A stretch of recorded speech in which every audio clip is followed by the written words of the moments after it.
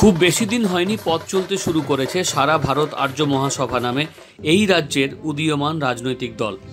যে দলের লক্ষ্য ও উদ্দেশ্য হল সমাজের সব শ্রেণীর মানুষের মধ্যে ন্যায় ও নীতিনিষ্ঠতা এবং ধর্মের সমন্বয় চেতনা একত্রিত করে রাজ্যের শাসন ক্ষমতায় গুরুত্বপূর্ণ ভূমিকা পালন করা।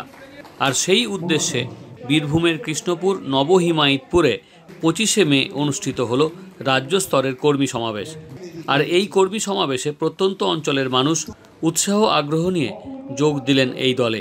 তাদের হাতে পতাকা তুলে দিলেন সর্বভারতীয় সভাপতি বিভাসচন্দ্র অধিকারী ও রাজ্য সভাপতি প্রাক্তন বিচারপতি দীপক সাহা রায়।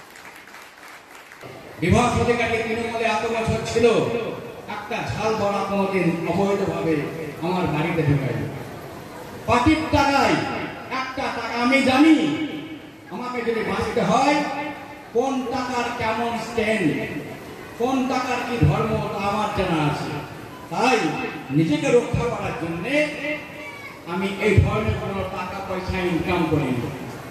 বহু বছর ধরে ধর্মকে দেখছি, যারা ধর্ম ঠিকঠাক পালন করেন না, হিন্দুর মুখোশ পরে, মুসলমানের মুখোশ পরে, খ্রিস্টানের মুখোশ পরে দাঁড়াচ্ছেন, তারা প্রকৃতির বিধানে ফুটে গেছেন, ফুটে যাবেন না।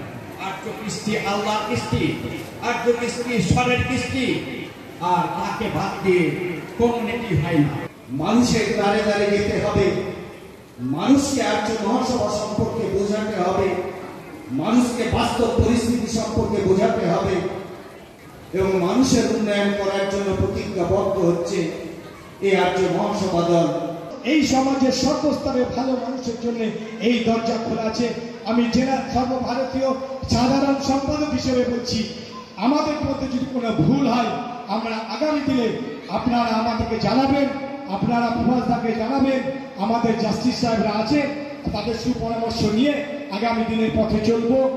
আজকে এই আর্য মহাসভা কিন্তু করি,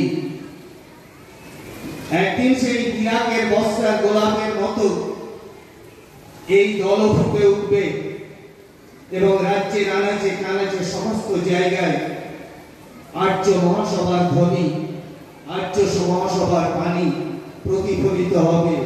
আর্য কৃষ্টি, আর্য মহাসভা, শ্রী শ্রী ঠাকুর